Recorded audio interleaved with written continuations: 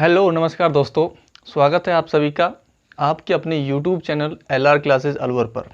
दोस्तों, आप सभी जानते होंगे कि हम भारतीय संविधान पढ़ रहे थे और भारतीय संविधान पढ़ते हुए हमने जो ब्रिटिश सरकार थी उसकी क्या भूमिका रही भारतीय संविधान के निर्माण करने में, वहाँ तक हमने चर्चा कर ली थी। और उसमें भी हमने कैबिनेट मिशन योजना के बारे में कुछ उसका आधा भाग पढ़ लिया था। मैंने आपको जो कैबिनेट मिशन योजना जो 1946 में आता है उसके उद्देश्य बताए थे कि उसके दो उद्देश्य थे। पहला उद्देश्य तो यह था कि भारत में एक अंतरिम सरकार का गठन करना और दूसरा यह था कि एक संविधान सभा का निर्माण करना जिसका कार्य क्या होगा, जिसका कार्य होगा कि भारतीयों के लिए संविधान का निर्माण करना। ये दो कार्य थे। तो आज हम उससे आगे अध्ययन करने वाले हैं और अध्ययन करते हुए आज हम पढ़ेंगे कि भारत में जो संविधान सभा थी उसमें कितने सदस्य थे और कौन कौन से सदस्य कहाँ से कितने निर्वाचित हुए और कितने मनोनीत सदस्य हुए, तो उनके बारे में हम चर्चा करने वाले हैं। जैसा कि मैंने आपको बताया था कि भारतीय संविधान सभा में कुल 389 सदस्य होंगे। 389 सदस्य भारतीय संविधान सभा में थे। देखिए, जो सदस्य बने थे संविधान सभा के, उनका जो निर्वाचन हुआ था, उनका निर्वाचन 10 लाख की जनसंख्या के आधार पर किया गया था। अर्थात जिस क्षेत्र में 10 लाख की जनसंख्या होगी वहां से संविधान सभा के लिए एक कैंडिडेट का निर्वाचन होगा। अब इस समय 1946 की हम बात कर रहे हैं तो भारत में देसी रियासतें भी थी और कुछ अंग्रेजी ठिकाने भी थे। तो वो कौन कौन से थे उनके बारे में हम चर्चा करेंगे। देखिए, इन 389 सदस्यों में से 10 लाख की जनसंख्या पर एक सदस्य का निर्वाचन किया गया था। ठीक है, इन 389 सदस्यों में हम बात करें कि 292 सदस्य ब्रिटिश प्रांतों से चुने जाते हैं। और ये जो 292 सदस्य चुने जाते हैं वह निर्वाचित होते हैं। किस प्रकार से आते हैं ये? निर्वाचित होकर, अर्थात इनका चुनाव होता है अप्रत्यक्ष रूप से। इन 292 सदस्यों को चुना जाता है। 93 सदस्य देसी रियासतों से आए थे। 93 सदस्य देसी रियासतों से आए थे और इन 93 सदस्यों में से हम बात करें कि इन 93 सदस्यों का चुनाव नहीं हुआ था। इन 93 सदस्यों का मनोनीत किया गया था। इन 93 सदस्यों को क्या किया गया था भाई? मनोनीत किया गया था। ठीक है, आपकी यहाँ पर बिल्कुल इस चीज़ को क्लियर रखना कि 292 सदस्य चुनकर आए थे ब्रिटिश प्रांतों से, उनका तो हुआ था निर्वाचन, अर्थात वो तो निर्वाचित होकर आए थे क्योंकि 1946 में पहले चुनाव होते हैं अप्रत्यक्ष रूप से, तो उस समय इनका चुनाव हो जाता है। दूसरी हम बात करें कि जो 93 सदस्य आए थे वो मनोनीत सदस्य थे क्योंकि देसी रियासतों में राजाओं का शासन होता था और उन्हीं राजाओं ने मनोनीत करके एक एक लोगों को, एक एक आदमी को संविधान सभा में भेज दिया था। अब इसके अलावा 4 सदस्य चीफ कमिश्नरी क्षेत्रों से भी आते हैं। चीफ कमिश्नरी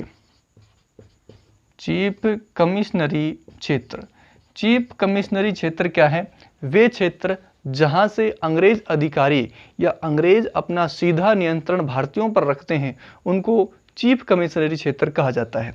ये 4 सदस्य, और उस समय भारत में केवल 4 ही स्थान ऐसे थे जिनको चीफ कमिश्नरी क्षेत्र के नाम से जाना जाता था। अब वह 4 कौन कौन से हैं? आपको बिल्कुल भी उनको रटने की आवश्यकता नहीं है, ट्रिक के माध्यम से मैं उनको याद करवाना चाहूँगा। और उन 4 का याद आप नाम रखिए ABCD के नाम से। ऐसे आप याद रखिए अजमेर मेरवाड़ा। ठीक है, अजमेर मेरवाड़ा आप ए से याद रखना। बी से याद रखना बलूचिस्तान। सी से याद रखना आप कुर्ग, और ये कुर्ग कर्नाटक में पड़ता है। ठीक है भाई, कुर्ग कर्नाटक। और डी से दिल्ली। ठीक है, उम्मीद है आपको ये ट्रिक बहुत पसंद आई होगी। ठीक है, ट्रिक यदि आपको अच्छी लगी है तो लाइक कर देना वीडियो को और अपने दोस्तों तक इस वीडियो को पहुंचाना, सब्सक्राइब कर लेना चैनल को, ताकि आपको और अच्छे तरीके से हम जानकारी उपलब्ध करा पाएँ। देखिए 4 उस समय भारत में चीफ कमिश्नरी क्षेत्र थे। 4 कौन से थे? ABCD, अजमेर, मेरवाड़ा, बलूचिस्तान, कुर्ग और दिल्ली। तो इन 4 जगहों पर से भी, क्योंकि अभी अंग्रेज अधिकारियों के अधीन आते हैं, तो यहाँ पर सदस्यों को मनोनीत किया जाएगा या फिर सदस्यों का चुनाव होगा। जाहिर सी बात है, जब यहाँ पर ब्रिटिश प्रांत से हमने सदस्यों का निर्वाचन किया है, तो इन स्थानों से इन 4 सदस्यों का भी क्या होगा? यहाँ से भी इन 4 सदस्यों को निर्वाचित किया जाएगा, अर्थात यहाँ से भी चुनाव होंगे। तो अब ध्यान से सुनिएगा कि भारतीय संविधान सभा में कुल कितने सदस्य निर्वाचित होकर आए थे। तो निर्वाचित होकर कितने आए? 292 सदस्य तो ये थे जो निर्वाचित होकर आए थे, और 4 सदस्य ये थे जो निर्वाचित होकर आए थे। अर्थात भारतीय संविधान सभा में कुल 296 अर्थात 296 सदस्य ऐसे थे जो निर्वाचित होकर आए थे, और भारतीय संविधान सभा में 93 सदस्य ऐसे थे जो मनोनीत होकर आए थे। इतनी बात आपके दिमाग में आ चुकी होगी। इसके आगे हम बढ़ते हैं। अब हम आगे ये जानने का प्रयास करते हैं कि जो भारतीय संविधान सभा में 389 सदस्य थे, इन 389 सदस्यों में से किस स्थान से सर्वाधिक सदस्य मनोनीत होकर आए और किस स्थान से सर्वाधिक सदस्य निर्वाचित होकर आए थे। तो याद रखिएगा, सर्वाधिक निर्वाचित जो सदस्य थे, सर्वाधिक निर्वाचित सदस्य यूपी से आए थे। ठीक है, यूपी में आप याद रखिएगा 55 सदस्य निर्वाचित होकर आए थे। कितने सदस्य आए थे? 55 सदस्य यहाँ से निर्वाचित आकर आए थे। और उस समय यदि हम बात करें तो इसका नाम क्या था? तो उस समय इसका नाम था संयुक्त प्रांत। तो सर्वाधिक जो सदस्य निर्वाचित होकर आए थे वो है संयुक्त प्रांत से आए थे। और कितने सदस्य निर्वाचित होकर आए थे? 55। अब हम बात करें कि सर्वाधिक मनोनीत सदस्य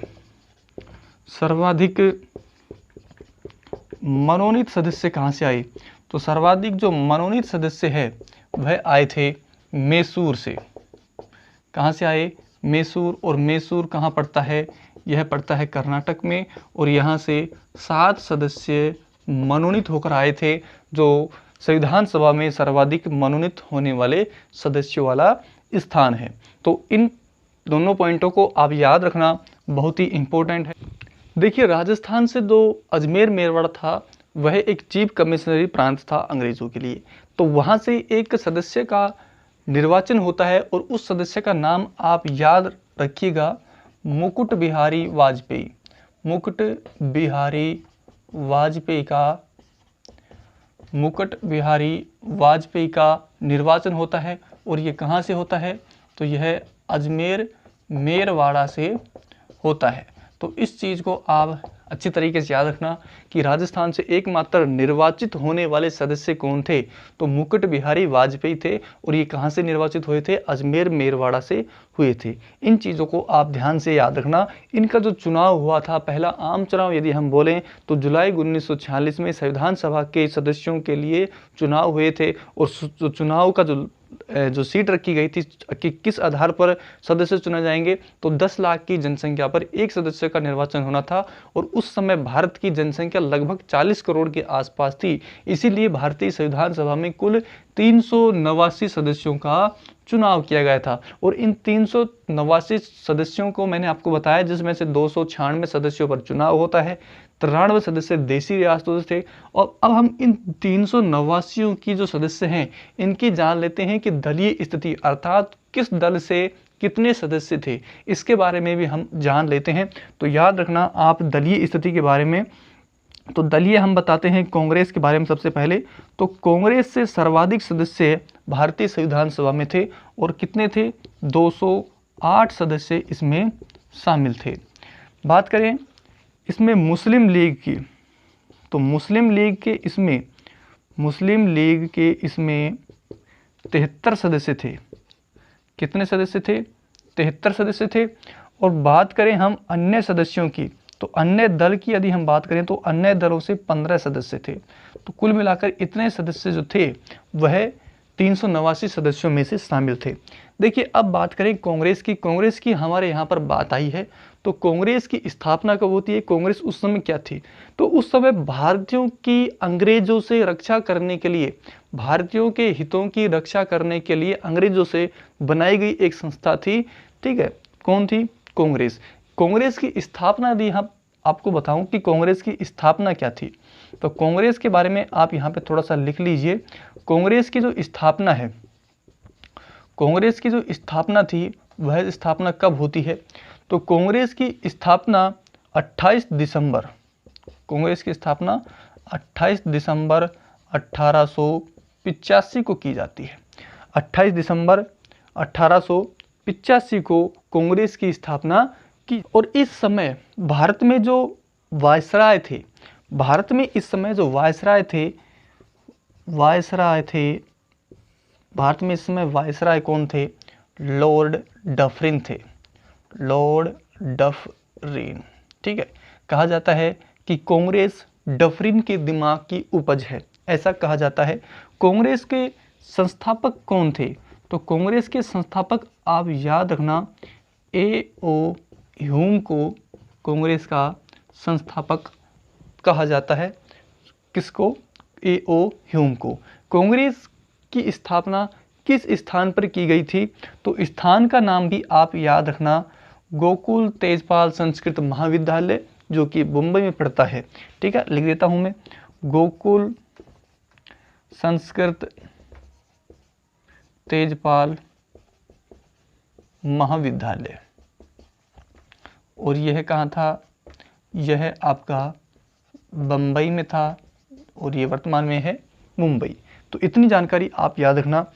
कांग्रेस के पहले भारतीय जो अध्यक्ष बनते हैं वह दादा भाई नौरोजी बनते हैं। पहली महिला भारतीय यदि आपसे पूछे तो सरोजिनी नायडू बनती है, जबकि पहली महिला यदि आपसे पूछ ले कि कांग्रेस की पहली महिला अध्यक्ष कौन थी तो एनी बेसेंट बनती हैं। तो इतनी बात आप कांग्रेस के बारे में याद रखिएगा। इसके अलावा एक दूसरी बात आती है मुस्लिम लीग। तो इस मुस्लिम लीग के बारे में भी अपन यहाँ पर चर्चा कर लेते हैं थोड़ी सी कि मुस्लिम लीग क्या थी। तो मुस्लिम लीग के बारे में आप सुन लीजिए कि मुस्लिम लीग, देखिए मुस्लिम लीग की सबसे पहले मैं आपको बताऊं कि स्थापना, तो मुस्लिम लीग की स्थापना, मुस्लिम लीग की जो स्थापना हुई थी, तो मुस्लिम लीग की स्थापना वह 30 दिसंबर 1906 को होती है। और यदि आपसे पूछे स्थान कौन सा है, तो बांग्लादेश की जो राजधानी है ढाका, ठीक है, उस स्थान पर मुस्लिम लीग की स्थापना होती है। और यदि आपसे पूछे कि संस्थापक कौन थे, इसके संस्थापक कौन थे, मुस्लिम लीग के संस्थापक यदि आपसे पूछे तो सलीमुल्लाह खां व आगा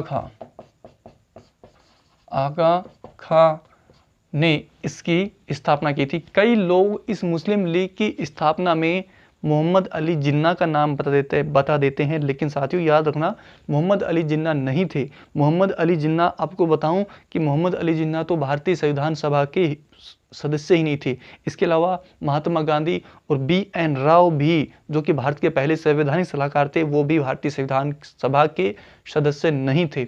याद रखना मुस्लिम लीग की संस्थापक सलीमुल्लाह खां व आगा खां ने किया था। तो आज की क्लास में इतना ही। अब हम इससे आगे पढ़ेंगे भारतीय संविधान की पहली बैठक जो 9 दिसंबर 1946 को होती है, और उससे आगे की जो चर्चा है वो आने वाले अगले वीडियो में करेंगे। आज की क्लास आपको कैसी लगी है, हमारे द्वारा जो जानकारी आपको दी जाती है क्या वह उपयोगी है आपकी एग्ज़ाम के लिए, उसके बारे में हमें विस्तार पूर्वक कमेंट बॉक्स में ज़रूर बताइए। और इस वीडियो को आप अधिक से अधिक अपने दोस्तों तक शेयर करते रहिएगा। यदि चैनल पर आप नए आए हैं तो चैनल को सब्सक्राइब ज़रूर कर लीजिए, क्योंकि ऐसी ही शानदार वीडियो और ऐसी ही जानकारी से भरपूर वीडियो जो कि आपकी एग्ज़ाम में आने वाले प्रश्नों के लिए बहुत महत्वपूर्ण होती है, ऐसी वीडियो हम लगातार लाने का प्रयास आपके बीच में करते रहेंगे। मिलते हैं बहुत जल्द एक नई वीडियो के साथ, तब तक घर में रहिए, स्वस्थ रहिए।